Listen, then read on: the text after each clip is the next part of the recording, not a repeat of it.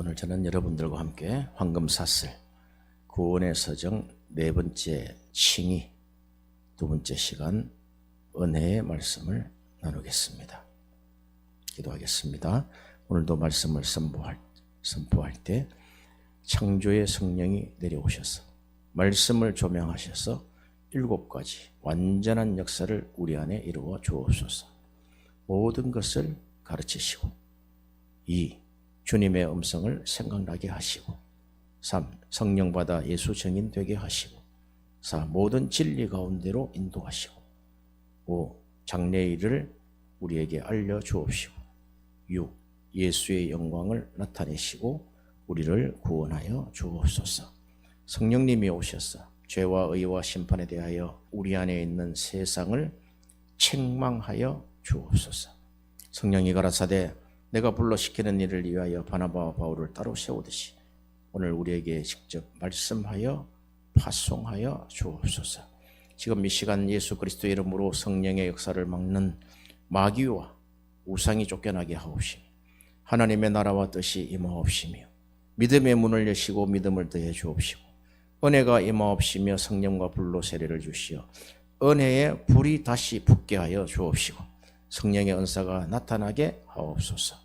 기적이 일어나게 하옵소서. 오늘 특별히 우리 이진영 사모님에게 하나님 성령의 불로 치료하여 주옵소서. 예수 그리스도 이름으로 기도하옵나이다. 아멘. 자, 우리는 지난주에 이어서 칭의에 대해서 두 번째 시간을 가집니다. 칭의는 하나님이 예수 그리스도의 공로로 말미암아 예수 그리스도의 중보로 말미암아 그가 이루신 그 십자가의 의, 그 의를 통하여 그 십자가의 의가 부활하심으로 완성이 되었습니다. 그것을 믿는 자에게 주시는 하나님의 의입니다. 그러므로 칭의는 믿음으로 이루어집니다. 믿음으로 말미암아 의롭다함을 얻습니다. 그것이 하나님의 은혜입니다. 사도 바울이 신학이 최고조로 달했을 때 그게 이제 에베소서, 빌립보서 여기 나올 거의 마지막 시절인데 그때 인간에 대한 깊은 깨달음을 성경에 기록을 하고 있습니다. 인간은 사망한 자라는 거예요. 죄, 허물과 죄로 죽었다 이랬어요. 죽었던 너희를 살리셨도다 그랬어요. 죽음에 처해져 있는 사망에 있는 자입니다. 사망한 자입니다. 그리고 그들이 죄로 인하여 하나님의 임박한 심판 아래 놓여져 있는 죄인이라는 것을 고백을 합니다. 그것은 하나님의 법 앞에 온 세상 모든 사람이 죄를 범하였음에 하나님의 영광에 이를 자가 없다고 그랬습니다. 그것을 인간은 모든 사람이 어두움이다 그랬어요. 빛이 왔으나 빛을 깨닫지 못하더라. 사망에 처한 자요. 그러니까 죽은 자입니다. 인간은 죽어 있는 자요. 지금 어떤 심판을 해도 그것이 타당한 임박한 심판 안에 있으며 또한 아무것도 알 수 없는 그 전적 무능한 어둠 가운데 있는 자. 그런 자에게 너희가 그 빛으로 오신 예수 그리스도를 믿으면 의롭다고 칭하겠다고 했습니다. 얼마나 놀라운 메시지입니까? 믿기만 하면 우리를 의롭게 여겼어. 의롭지 않는 사람은 구원을 받을 수가 없습니다. 한마디로. 구원받지 못한 자는 다 심판에 처해 있는 사람입니다. 하나님이 왜 이러십니까? 이렇게 할 것도 없어요. 그냥 심판해도 마땅한 거예요. 그러는 우리 그 인간에 처해져 있는 본질을 깊이 깨닫고 하나님의 그 크신 사랑이 그 넓이와 길이와 높이와 깊이를 너희들이 깨달아서 너희가 하나님이 주신 그 풍성함을 깨닫고 사는 것이 이 땅의 삶이다라고 이야기를 하고 있습니다. 칭의는 빛 대신 예수께서 어둠 가운데 있는 우리 안에 들어서 우리의 영혼을 순식간에 그냥 빛으로 변화시키는 거예요. 완전히 밝게 하는 거예요. 눈을 열어주시는 거예요. 그리하여 하나님의 부르심의 소망이 무엇인지를 알게 하시고 하나님이 우리에게 주신 그 소명을 알게 하시고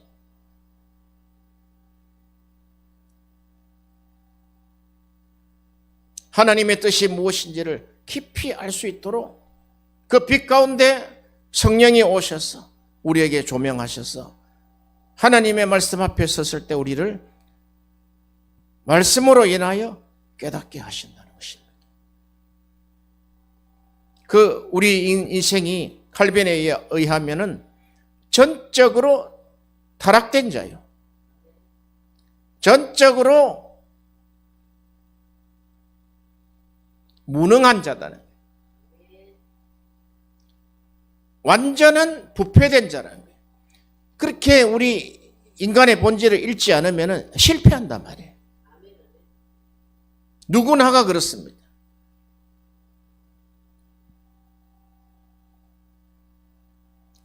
그러므로 우리는 중생에 의해서 원죄가 정죄를 더 이상 그들에게 전가되지 않거나 그들 안에서 지배하지 않는다는 점에서 원죄의 죄책과 오염이 그들이 지배하지 못할 정도로 제거된다고 보지만 원죄의 존재가 절대로 제거되어 죄가 발을 붙일 수 없게 된다는 것은 부정한다는 거예요. 이 말은 무엇이냐면 우리를 의롭다고 하셨지만 우리의 죄를 제거하셨다고 하지만 죄의 근본은 남아있다는 거예요. 그러니까 우리가 의인이지만 죄인이라는 사실을 잊지 말라는 거예요. 우리가 이 사실을 모르면 사람이 건방지고 교만해집니다. 나는 하나님 앞에 구원받았으니까 천국 갈 수 있다 이렇게 하는 사람은 교만한 자입니다. 우리 죄가 우리를 얼마나 파괴시키는지를 그는 모른다는 것입니다.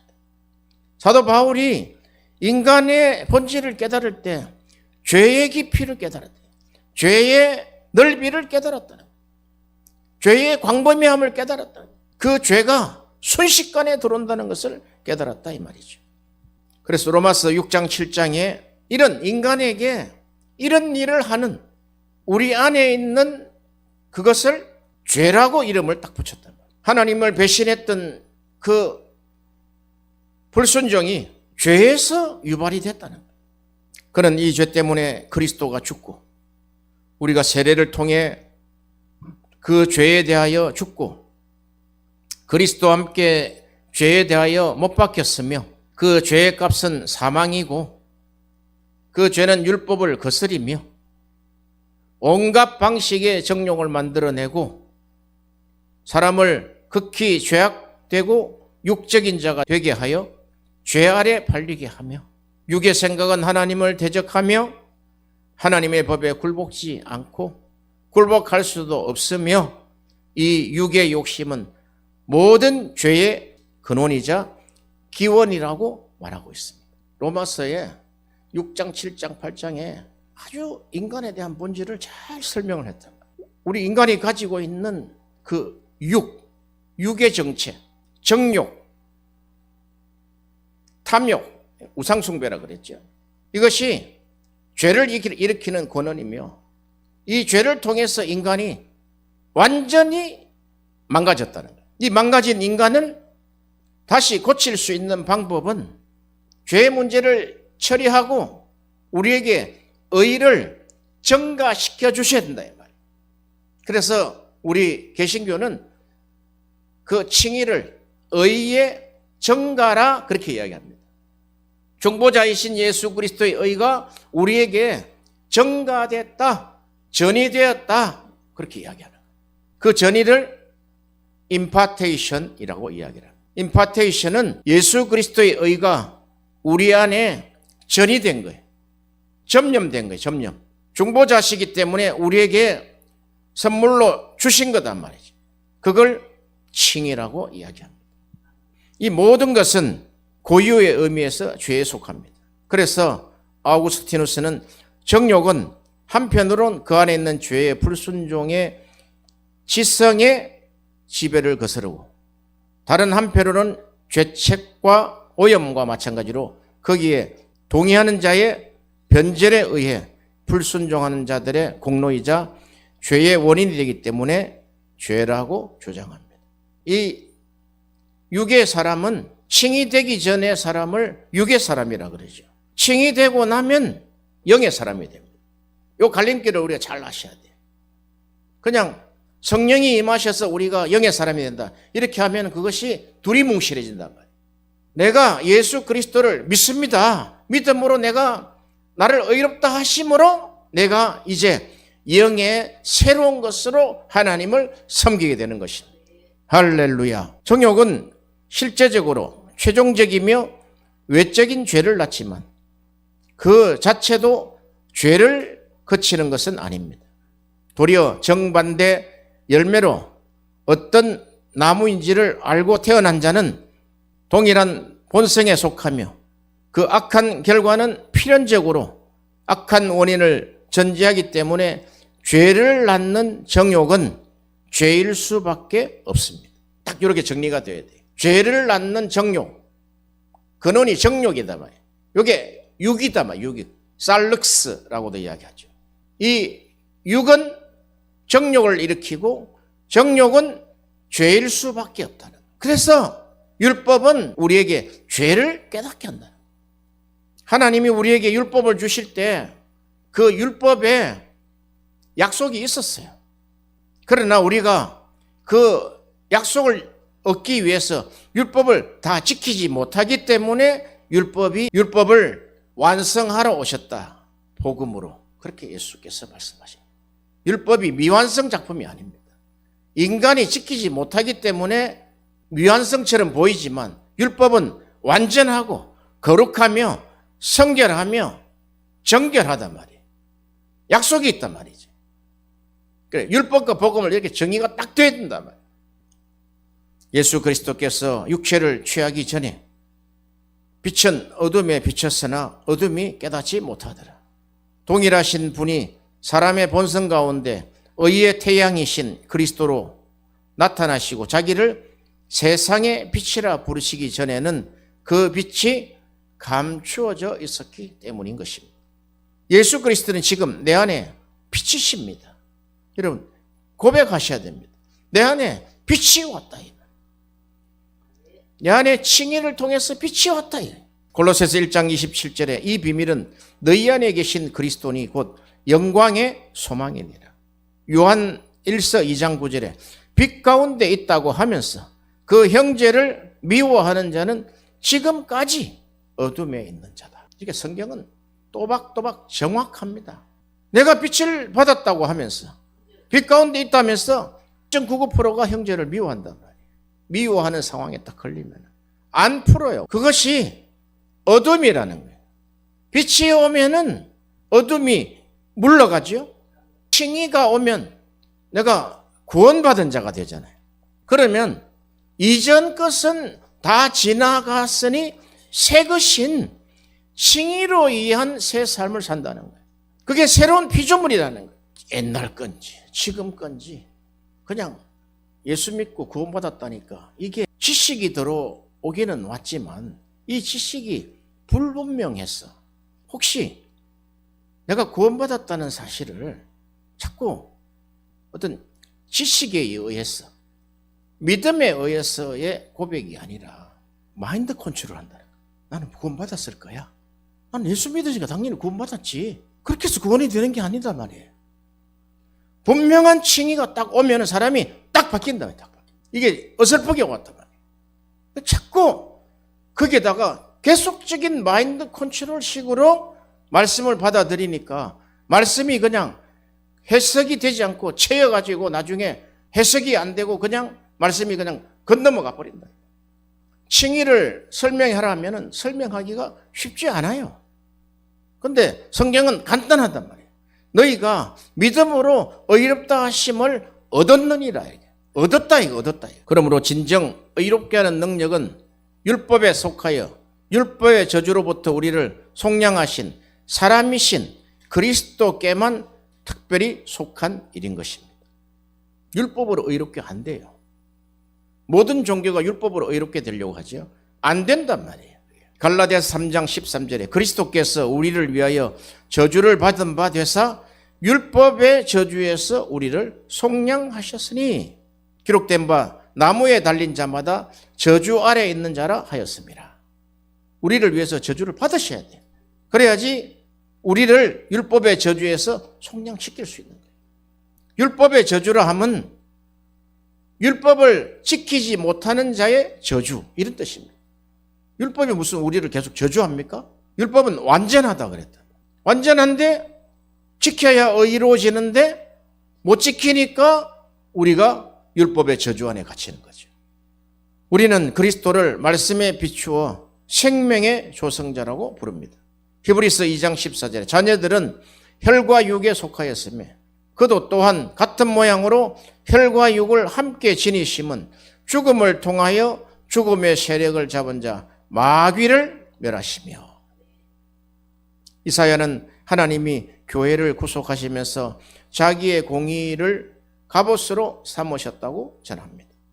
이사야 59장 17절에 공의로 갑옷을 삼으시며 구원을 자기 머리에 써서 투구로 삼으시며 보복을 속옷으로 삼으시며 열심을 입어 겉옷으로 삼으셨다. 그러니까 하나님이 입으신 갑옷과 속옷과 겉옷은 다 하나님의 뜻에 따라서 하나님이 나타내시려고 하는 그 구원의 역사다 이 말이에요.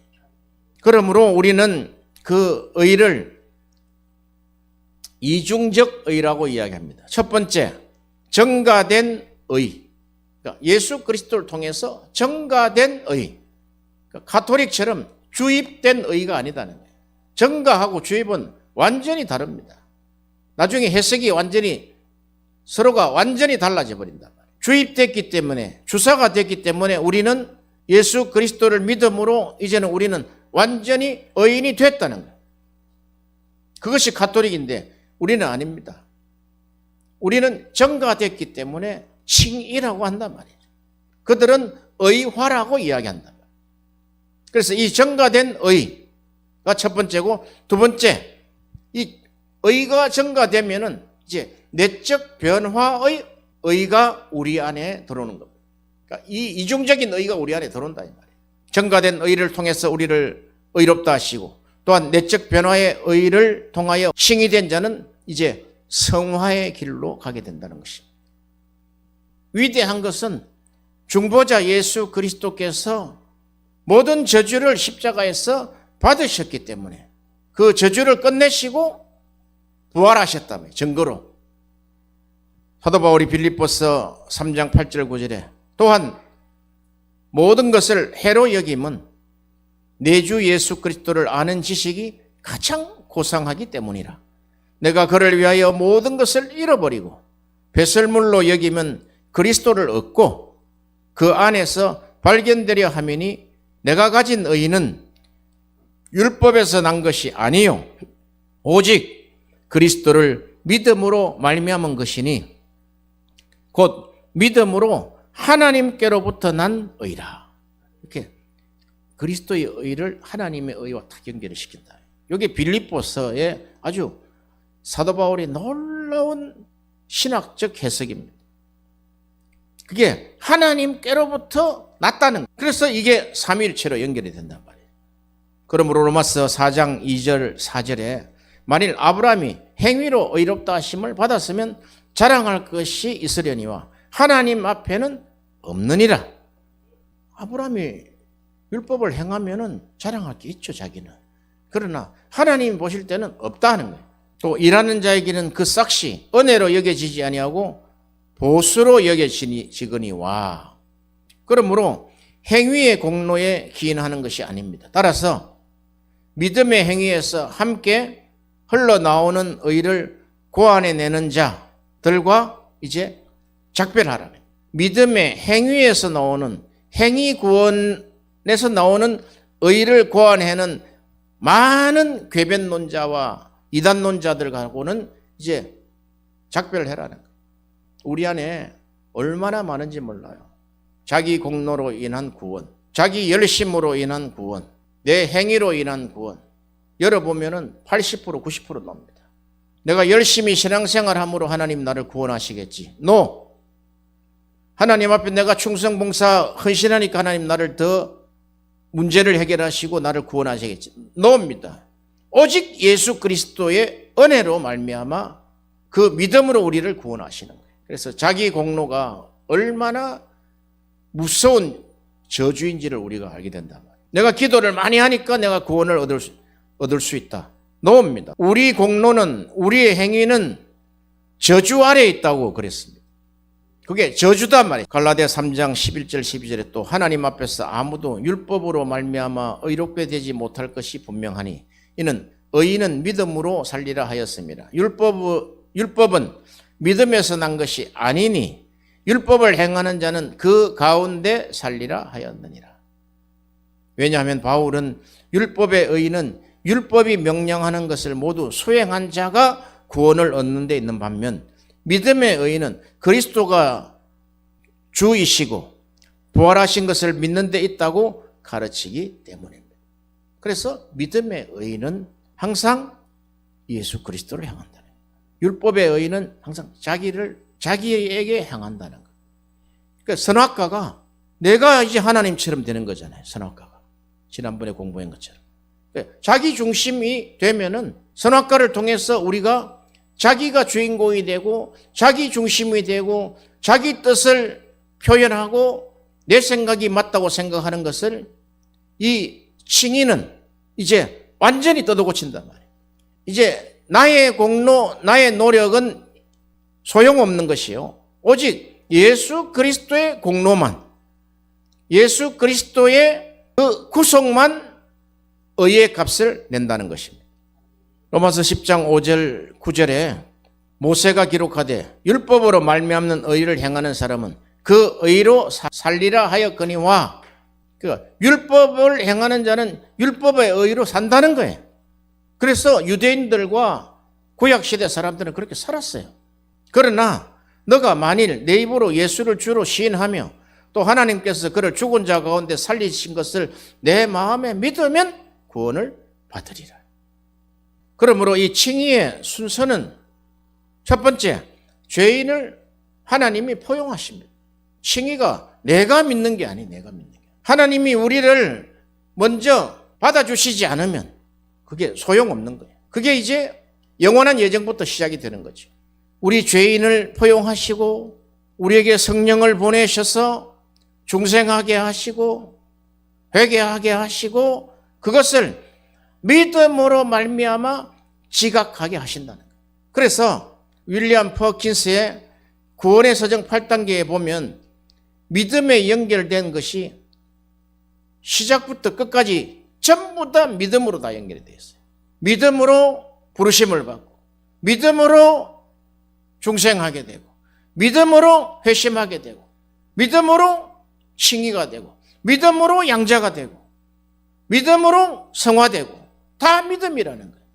그래서 그 믿음에 대한 해석을 칼빈은 43가지 믿음에 대한 정의를 했단 말이에요. 성경은 믿음의 의에 대하여 말할 때 우리를 전혀 다른 무엇으로 이끄십니다. 즉 직관적으로 우리의 행위를 바라보는 데서 돌이켜 오직 하나님의 자비와 그리스도의 완전함을 바라보게 하십니다. 진정 성경이 우리에게 제시하는 칭의의 순서는 다음과 같습니다. 1. 하나님은 자기의 순전하고 값없는 선하심으로 죄인인 사람을 포용하십니다. 그가 사람에게서 발견하시는 것은 자기의 자비를 불러일으킬 사람의 그 비참한 처지 외에는 아무것도 없습니다. 우리가 회개할 때 얼마나 우리가 너덜너덜하는 다 떨어진 거지 같은 옷을 입고 너무나 불쌍한 자기 처지를 알 수 있지 않습니까? 너무나 발가벗은 전혀 구원받을 수 없는 존재임을 하나님 심판대 앞에서 우리가 확인할 수 있단 말이에요. 그게 우리 신앙생활에 시작부터 끝까지 하나님 앞에서 조명이 돼야 된다는. 뭐 말로는 그냥 하나님을 주목하라, 하나님께 포커스를 맞춰라, 하나님 앞에서 고람대오로 살아라 하는데 그 잘못하면은 제대로 이해가 안 되는 거예요. 너가 하나님의 심판좌 앞에 있는 심판대 앞에서 바라보라는 거예요. 그게 히브리서 12장 1절 아닙니까? 예수를 바라보라. 그런 사람에게는 전적으로 선행이 결여되어 있기 때문에 아무것도 남아있지 않는다는 것을 아시기 때문에 사람에게 은총을 베푸실 이유만을 찾는다는 거예요. 참, 얼마나 하나님 감사합니까? 우리에게 어떻게 하면 은총을 베풀까? 어떻게 하면 자비를 베풀까? 어떻게 하면 포용을 할까 하는데 우리는 그냥 미꾸라지처럼 싹싹싹싹 빠져나간다. 우리가 믿음의 초기 때 다 그 미꾸라지들이다. 근데 어느 순간에 그냥 딱 그물에 갇히면은 이제는 하나님의 징벌이 딱 들어오면은 꼼짝 못하고 그냥 항복한단 말이에요. 두 번째는 하나님은 죄인 자신을 감동시킵니다.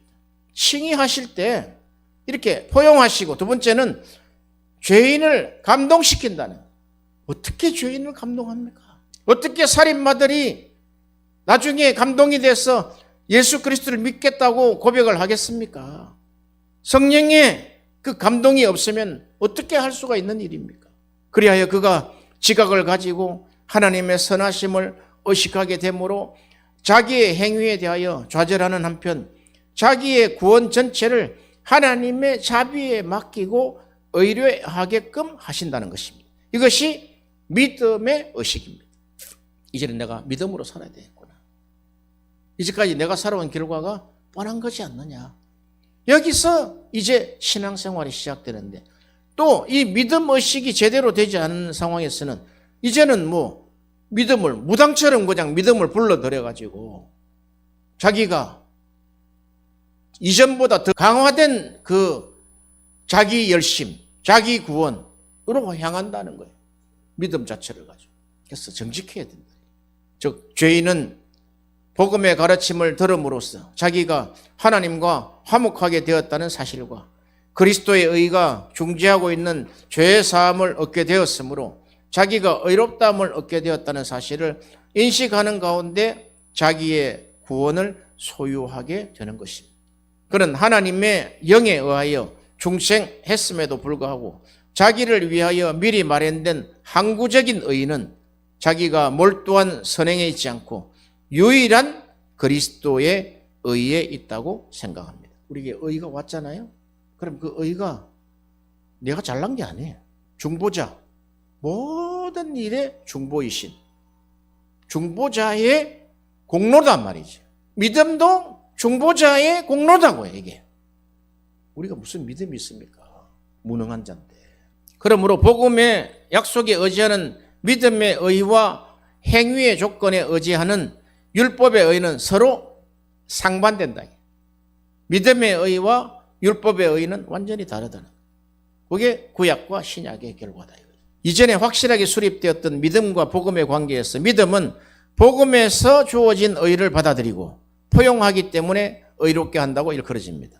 나아가 의는 행위에 대하여 아무 고려도 하지 않는 뜻에서 복음을 통하여 주어진다고 일컬어집니다. 갈라디아 3장 18절에 만일 그 유업이 율법에서 난 것이면 약속에서 난 것이 아니니라. 그러나 하나님이 약속으로 말미암아 아브라함에게 주신 것이라. 갈라디아서 3장 18절은 이게 해석을 잘해야 돼. 율법에서 난 것이면 약속에서 난 것이 아니다는 거예요. 왜? 율법에 하나님이 약속을 부여했어요. 그렇지만 율법을 못 지키기 때문에 약속이 부도났다.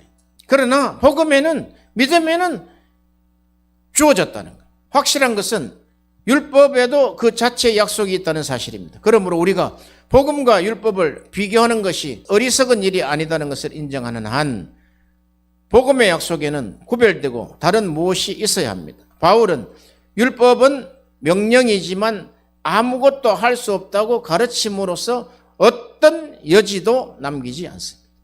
율법의 명령은 아무도 할 수 없다. 그 이상은 더도 덜도 없다는 거예요. 아무도 율법을 지킬 수 없다. 오직 율법을 완성하신, 십자가로서 완성하신 예수 그리스도를 통해서 우리는 의를 증거받을 수가 있다. 율법과 복음의 구체화가 됩니까? 이 율법과 복음이 얼마나 어려운지 몰라요. 해석이 안 되는 거예요. 율법은 그냥 하나님이 그냥 헛것으로 주셨나 이렇게 생각할 때도 있단 말이죠. 아닙니다. 율법은 하나님의 약속이 있단 말이에요. 율법은 거룩하다 그랬다. 율법은 정결하다 그랬어요. 시편 기자가 그 시편 119편에 율법을 찬양하는 걸 보세요. 율법에는 모든 게 다 있다. 모든 게. 근데 못 지킨다는 결론은 로마서 8장 3절에 율법이 육신으로 말미암아 연약하여 할 수 없는 그것을 하나님은 하시나니. 그러니까 이 율법은 우리가 우리 안에 육신, 정욕 이 만들어낸 죄가 있기 때문에 연약하다는 거예요. 그러니까 율법이 육신으로 말미암아 연약하여 할 수 없는 그것을 하나님은 하시는데 곧 죄로 말미암아 자기 아들을 죄 있는 육신의 모양으로 보내서 육신의 죄를 정하사 예수 그리스도의 육신에 딱 죄를 정해버렸다. 인류의 죄를 담아버렸다. 그래서 우리가 그 찬양에 죄가 되신 구주 예수 그리스도 죄가 되셨다는 거예요. 흠과 점과 티가 없는 그 무결점한 분이 죄가 되셨다는 거예요. 그러면 의를 산출할 수 없단 말이에요. 그러나 분명 율법의 어떤가는 머리는 사랑입니다. 하나님의 영이 우리를 빚으셔서 사랑에 이르게 하실진데 어찌 사랑이 우리 안에게 의의 원인이 되지 않겠습니까? 칼빈 천재입니다. 천재. 율법에 최고한 것이 사랑이다 그랬죠. 그것이 이 사랑이 우리에게 이게 의라는 거예요. 의. 연결점이 잘 안 된다고 이게 연결이. 갈라디아서에 사도 바울이 그렇게 이야기해요. 믿음으로 난 사랑 이렇게 이야기하잖아요. 이게 의라는 거예요. 의. 하나님의 가장 탁월하신 그 의가 증가된 하나님의 의가 예수 그리스도께 십자가에서 나타나잖아요. 그게 사랑이라는 거예요. 율법은 믿음과 다르다는 것이 율법은 믿음과 다르다는 것이 사도가 전하는 말씀입니다.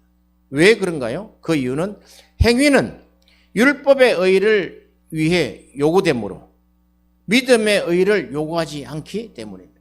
행위는 율법의 의를 요구한다. 그러나 믿음의 의는 요구하지 않는다는 거예요.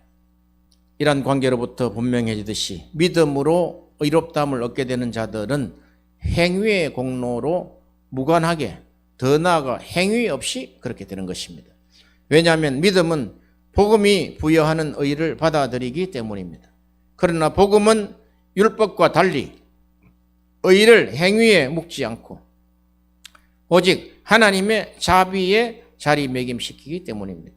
로마서 4장 2절 5절에 만일 아브라함이 행위로서 의롭다 하심을 받았으면 자랑할 것이 있으려니와 하나님 앞에서는 없느니라. 성경이 무엇을 말하느냐?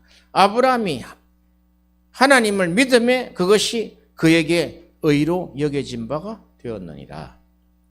일하는 자에게는 그 삭시 은혜로 여겨지지 아니하고 보수로 여겨지거니와 이를 아니할지라도 경건하지 아니한 자를 의롭게 하시는 이를 믿는 자에게는 그 믿음을 의로 여기신다. 같은 맥락에서 조금 뒤에 이어지는 본문에서는 우리가 믿음으로 유업을 얻는 것이 은혜에 따른 것이라는 사실이 첨가됩니다. 유업은 믿음으로 취하기 때문에 값없이 주어진다는 결론이 뒤따릅니다.